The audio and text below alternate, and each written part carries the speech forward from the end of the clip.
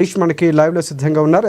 హరీష్ చెప్పండి, పూర్తి అప్డేట్స్ ఏంటి? ప్రధానంగా కీలకంగా మారినటువంటి బిల్లు అంటే ఎన్నికలు జరగబోతున్నాయా లేదా చాలామంది ఆశావాహాలు ఉన్నారు. ఒకవేళ కోర్టు తీర్పు అనుకూలంగా రాకపోతే పూర్తిగా ఎన్నికలు వాయిదా వేసే అవకాశాలు కూడా కనిపిస్తున్నాయి. ప్రస్తుతం ఎంతవరకు కొనసాగింది విచారణ? ఇంకా ఏ అంశాలపై ప్రధానంగా చర్చ జరుగుతుంది? పూర్తి అప్డేట్స్ ఏంటి? చంద్రశేఖర్, బీసీలకు సంబంధించి కూడా రిజర్వేషన్ బిల్లు పైన కూడా హైకోర్టులో ఈ రోజు వాదాలు కొనసాగుతున్నాయి. ఇక సుదీర్ఘంగా వాదనలకు సంబంధించి కూడా కొనసాగుతున్న పరిస్థితి అయితే కనిపిస్తుంది. మొదటగా పిటిషనర్ తరపు నుంచి కూడా వాదనలు కొనసాగుతున్నాయి. ఇక చీఫ్ జస్టిస్ సంబంధించి కూడా పిటిషనర్ తరపు అడ్వకేట్ వివేక్ రెడ్డి సంబంధించిన వాదనలు వింటున్నారు. ఇక ఎందుకు జీవోను సవాల్ చేయవలసి వచ్చింది? ఇక సుప్రీంకోర్టుకు సంబంధించి కూడా ఈ జీవో పైన ముందుగా సుప్రీంకోర్టు ఏజేకి సంబంధించి కూడా సుప్రీంకోర్టులో మొన్న ఎలాంటి తీర్పు వెలువరించడం జరిగింది, దీనిపైన కూడా తెలుసుకున్న తర్వాత పిటిషనర్ తరపు న్యాయవాది వివేక్ రెడ్డికి సంబంధించి కూడా వాదాలు వింటున్నారు. జీవోకి సంబంధించి కూడా ఎందుకు సవాల్ చేయవలసి వచ్చిందని కూడా ఏదైతే చీఫ్ జస్టిస్ ప్రశ్నించారు. మొదటగా ఇక ఈ 42% సంబంధించి కూడా ఇది సమగ్రంగా ఈ జీవో లేదు, ఎంపైరికల్ డేటా బయట పెట్టలేదు, 1 కమిషన్ డేటాకి సంబంధించి కూడా బయట పెట్టలేదు. జీవోకి సంబంధించి కూడా ఇక చట్టబద్ధత కాదు రాష్ట్ర ప్రభుత్వం. ఒకవైపు ఏదైతే 41 జీవోకి సంబంధించి కావచ్చు, బీసీ రిజర్వేషన్ బిల్లుకు సంబంధించి కూడా గవర్నర్ వద్ద బిల్లులు పెండింగ్ లో ఉన్నాయి. పెండింగ్ లో ఉన్న పరిస్థితుల్లోనే ఈ 9th ఏదైతే జీవో 9 ని తీసుకొచ్చారు, ఇది చట్టపరమైంది, చట్టబద్ధమైంది కాదు. చట్టబద్ధంగా ఈ బీసీ రిజర్వేషన్ బిల్లు జరగాలని కూడా పిటిషన్ తరపు న్యాయవాది కూడా వాదిస్తున్న నేపథ్యం అయితే కనిపిస్తుంది. మొత్తంగా 50% రిజర్వేషన్లకు సంబంధించి కూడా దాటకూడదంటూ కూడా పిటిషనర్ తరపు న్యాయవాది వివేక్ రెడ్డి వాదాలు వినిపిస్తున్న నేపథ్యం అయితే కనిపిస్తుంది. ఇక మొత్తంగా సుప్రీంకోర్టుకు సంబంధించి కూడా బీసీ రిజర్వేషన్ సంబంధించి ఈ తరహాలో తమిళనాడులో కూడా రిజర్వేషన్ బిల్లును తీసుకొచ్చారు. దానికి సంబంధించి కూడా సుప్రీంకోర్టులో కొట్టివేయడం జరిగింది. ఇక తెలంగాణకు సంబంధించి కూడా గవర్నర్ వద్ద పెండింగ్ లో ఉన్న నేపథ్యంలో జీవో 9 తీసుకొచ్చారు. పంచాయతీరాజ్ ఎన్నికల షెడ్యూల్ కి సంబంధించి కూడా ప్రకటించారు.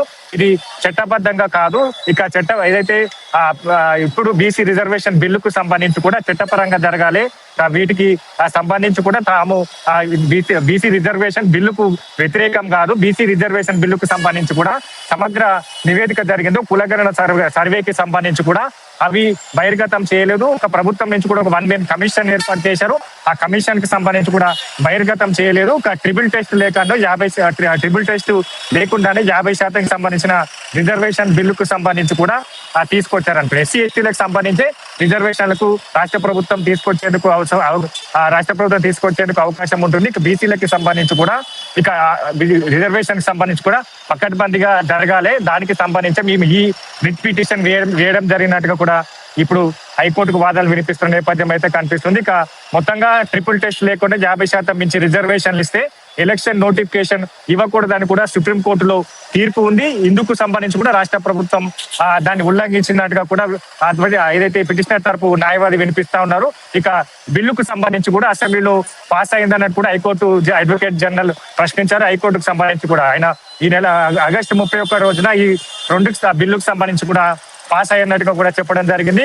జీవో 9 అలాగే జీవో 41 కూడా ఛాలెంజ్ చేస్తా ఉన్నారు. గవర్నర్ వద్ద బిల్లు పెండింగ్ లో ఉండగా ఈ 2 జీవోలకు సంబంధించి కూడా తీసుకొచ్చారు కాబట్టి నేను వ్యతిరేకిస్తా అన్నట్టు కూడా చెప్పడం జరిగింది. మొత్తంగా రాజ్యాంగంలోని 243D అలాగే 6 ప్రకారం రిజర్వేషన్ ప్రొవిజన్ తెచ్చే అధికారం లెజిస్లేచర్ కు మాత్రమే ఉంటుంది. కానీ జీవో స్టేట్ గవర్నమెంట్ ఉన్నట్టు తీసుకొచ్చారు. ఇది చట్టపరమైంది కాదు అన్నట్టు కూడా వాదాలు వినిపిస్తున్నారు. మొత్తంగా ట్రిపుల్ టెస్ట్ తర్వాతనే రిజర్వేషన్లు పెంచవచ్చాను పలు తీర్పులు కూడా ఉన్నాయి. ఇక ట్రిపుల్ టెస్ట్ లో భాగంగా ఇక్కడ మొదటిది డెడికేషన్ కమిషన్ రిపోర్టు, దీన్ని కూడా బహిర్గతం చేయలేదు. ఎంపైరికల్ డేటా సమగ్రంగా లేదు. ఇక పూర్తిగా ఈ రిజర్వేషన్ బిల్లుకు సంబంధించి కూడా ఆ డేటా సమగ్రంగా లేదు, ఎంపైరీ డేటా సమగ్రంగా లేదు. ట్రిపుల్ టెస్ట్ లేకుండానే బిల్లు తీసుకొచ్చారు.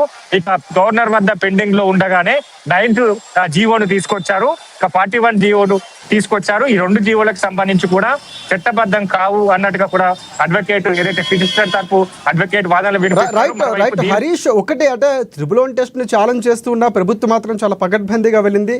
Plan A, plan B, plan C అంటే 3 ప్లాన్లు కూడా సిద్ధం చేసుకుంది. అంటే దాదాపుగా ప్లాన్ ఏకి సంబంధించి కానీ బీకి సంబంధించి ఒకవేళ అవ్వకపోతే ప్లాన్ సి కూడా సిద్ధం చేసుకున్నటువంటి పరిస్థితి కనిపిస్తుంది. ఇక్కడ ఏదైతే గవర్నమెంట్ అంటే ముందు ఇక్కడ న్యాయ నిపుణులు సలహాలు తీసుకున్నటువంటి పరిస్థితి, ముఖ్యమంత్రి సాంఘవి లాంటి వాళ్ళతో అక్కడికి వెళ్ళి మాట్లాడినటువంటి సందర్భాలు కూడా కనిపించాయి. ఒకవేళ అనుకూలంగా రాకపోతే తీర్పు మహారాష్ట్ర లాంటి కేసుల్లో ఉన్నటువంటి సందర్భాలు గుర్తిస్తే ఏమైనా న్యాయస్థానం అనుకూలంగా లేకపోతే రేపు ఎన్నికలు జరిగే అవకాశం ఉందా? ప్లాన్ సినే ప్రభుత్వంతో దాంతో ముందుకు వెళ్ళే అవకాశం ఏమైనా కనిపిస్తుందా?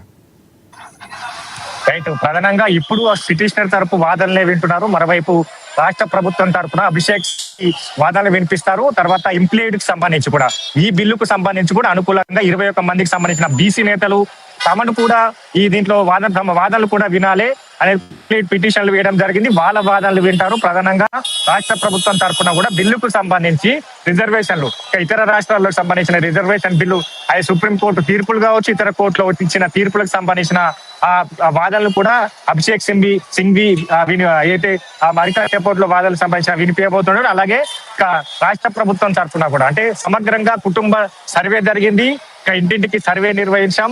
ఇక దీనికి సంబంధించి కూడా పూర్తిగా ఈ పకడ్బందీగా సర్వే చేశాం. అలాగే 1 మెన్ కమిషన్ రిపోర్ట్ చేశాం. డెడికేషన్ నియమించాం. ఏదైతే కులగణన సర్వే జరిగిందో దానికి డెడికేషన్ కమిషన్ ను నియమించాం. కమిషన్ ఆధారంగానే ఆ రిపోర్టుకు సంబంధించి కావచ్చు, పూర్తిగా బీసీలకు సంబంధించి కూడా ఆ సమగ్ర ఏదైతే కులగణన తర్వాతనే రిజర్వేషన్ బిల్లు తీసుకొచ్చామని కూడా రాష్ట్ర ప్రభుత్వం తరఫున వాదనలు వినిపించబోతున్నారు.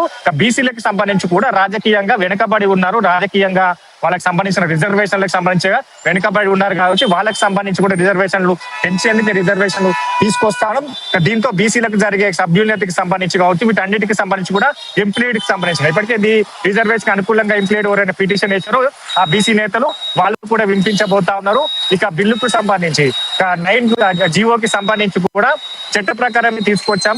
ఈ గవర్నర్ వద్ద ఈ బిల్లులు పెండింగ్, బీసీ రిజర్వేషన్ బిల్లు కావచ్చు, 41 జీవోకి సంబంధించి కూడా గవర్నర్ వద్ద పెండింగ్ లో ఉన్న 3 నెలలు గడిచింది. ఆ బిల్లులకు సంబంధించి కూడా గవర్నర్ వద్ద 3 నెలల బిల్లులు పెండింగ్ లో ఉంటే రాష్ట్ర ప్రభుత్వం సంబంధించి కూడా స్పెషల్ గా జీవో తీసుకొచ్చే అధికారం రాష్ట్ర ప్రభుత్వానికి ఉంటున్నట్టుగా కూడా ఈ వాదనలు వినిపించి రాష్ట్ర ప్రభుత్వం తరఫున సిద్ధమయ్యారు. ఇప్పుడైతే సుదీర్ఘంగా పిటిషనర్ తరపు న్యాయవాదికి సంబంధించిన వాదనలు వినిపిస్తారు. మరోవైపు ఇక్కడ ప్రభుత్వం తరఫున అభిషేక్ సింఘ్వికి సంబంధించి కూడా ప్రభుత్వం తరఫున వాదనలు కూడా అక్కడ మధ్యలో వినిపిస్తా ఉన్నారు. ఇక మొత్తంగా ఈ వాదనలకు సంబంధించి కూడా కొనసాగే అవకాశాలు అయితే కనిపిస్తాయి. ఇంకా ఎంప్లాయిడ్ కి సంబంధించిన పిటిషన్ వాదన వినాలి.